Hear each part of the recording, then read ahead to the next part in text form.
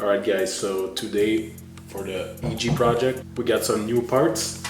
First of all, we got some part from Blox, then we got some parts from PCI. So let me show you what we got. First of all, we got the subframe hard color from Blox.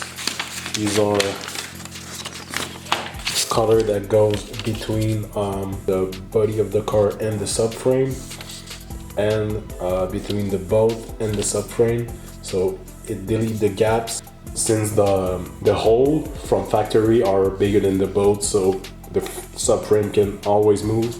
So it's a good upgrade for to properly understand how does it help on the handling. Go check out Spoon video about this product. I'll leave the link in the description. Second thing we got is from PCI. We got the front lower controller arm with all spherical bearing. This arm gives you up to 2 degrees of caster. It's lighter than the original one. Pretty good track upgrade. So we'll go with that and start the install. Let's get it.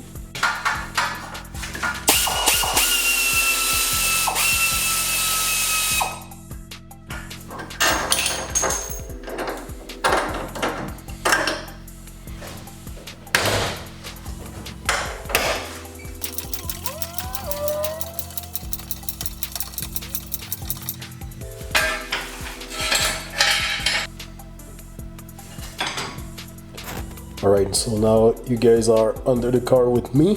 First thing I'm gonna do is remove the lower control arm. So we got the suspension fork bolt, those 2 bolts, and the one that goes in the subframe. So I'm gonna remove all of it, and after that we're gonna lower the subframe. Alright, so finally I had to remove the whole arm with the bushing, because there's a stud that goes from there, so I wasn't able to remove it under the car. Also, this is kind of bent that way. I don't know if it's normal. I'm gonna have to go check picture on the internet to see if it's normal, but anyway, we're removing the whole LCA, so now I'm gonna have to do the same thing the other side, and after that we're gonna lower the subframe. Alright, so I finally removed both LCA. This is the arm that hold the sway bar. This is the other one. This is the LCA. And this is the other LCA. So right now what I'm gonna do, I'm gonna lower the subframe. I already removed the bolt on the rear engine mount. I also removed the bolt on the universal joint at the bottom of the steering column, so the steering rack can drop with the subframe. So right now what we're gonna do is loosen up this bolt. Just loosen up. There's another one right here, and same thing on the other side. So should be kind of easy. I just unscrew all the subframe bolt that was left. You see right there, if I move it, you see the subframe is moving. We got a little gap. So we got a gap right there. And if you look at the back right there, so you see the bolt right there, there's a gap too. Over the subframe, so I'm gonna be able to slide the spacer over the subframe. Alright, so we got the instruction here. They show you every bolt on the subframe. They call it 1, 2, 3, 4 to 5, and they show the position on the actual subframe. And the other side, they show you a diagram, which color go where. Got color 1, 2, 3, 4, 5, and where they go on the subframe. So I'm gonna follow this, and they say when you tighten it do not use impact wrench and tighten it with a end tool. Go slowly and straight, so that's what I'm gonna do. So I'm gonna start with the first one, the EG1 as they call it. Focus. So you can see on the collar it's rated EG1, so it's the position 1 on their graphic. It's this one, and it's this image right there. So the EG1 goes there, and it goes rigid color 1 here. It goes that way, so the longest part facing the ground between the subframe and the car frame. So I'm gonna put this that way. Right, so first thing I'm gonna remove the bolt. So I'm gonna use color EG1. I'm gonna slide it right there. Longest part facing down. Right there. Put back the bolt. Couple turn. There it is. Right. So, next one. Okay, so I won't be able to film that because I can't get the camera under the car, but I'll do the bolt number 4 and 5. So it's the same. It's the same one. It got 2 colors. So if you check on this plan is this one.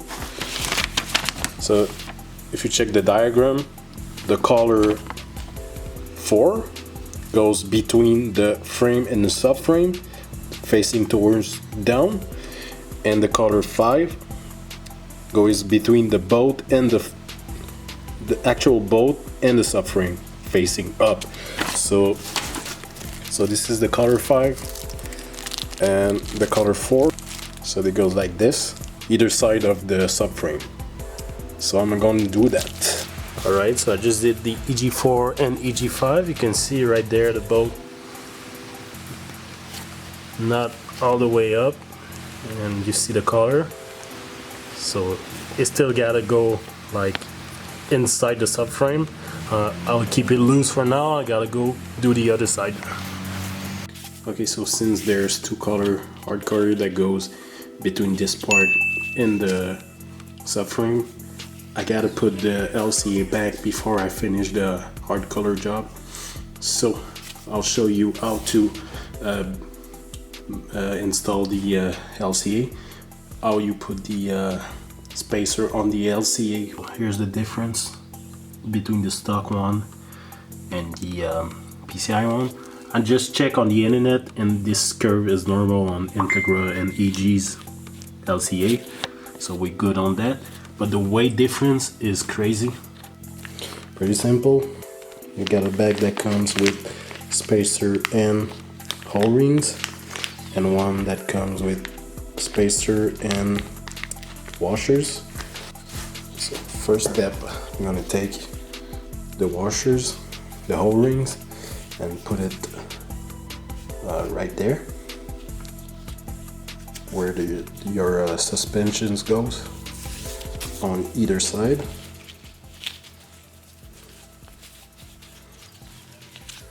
Right now,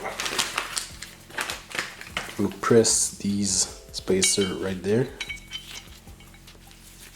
again on either side. Just push them and they'll lock in place. And for the 2 last spacer, put it right there. Stupid.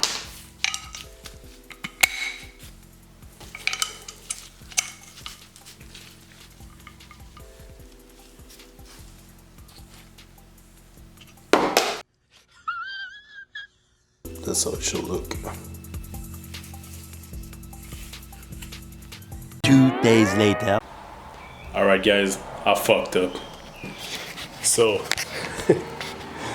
I went, and when I tried to tie the subframe up. I didn't tie it level, so I tied front part first, so probably the subframe was like this. Then I tied the other one and I stripped one bolt. I stripped the threaded hole in the body of the car.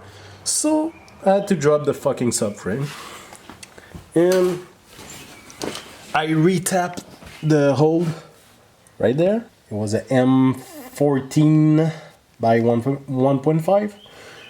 So since these are what I was trying to say is, since you can only compress these one time, I freaking waste another $200 and order another one.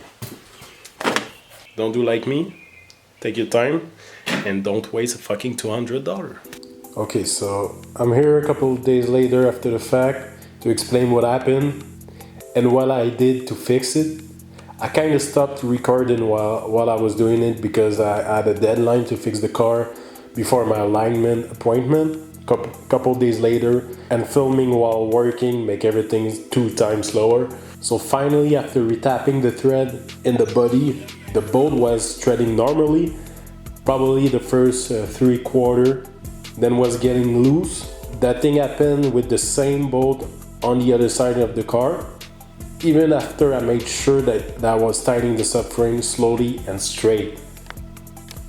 So what I did is I got a shorter bolt with the same thread and it worked perfectly.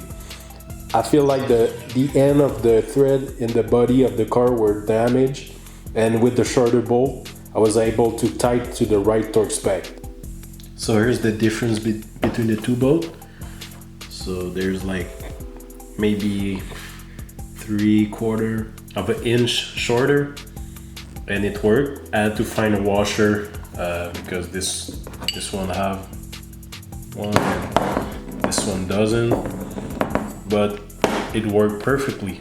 I was able to target to spec. I also didn't record the part where I installed the LCA. It was pretty straightforward. All I did was the same step, then the removal, but backwards. But it was pretty easy, nothing too special. Anyway guys, if you got question, feel free to drop it in the comment. I read and respond to everyone. See ya.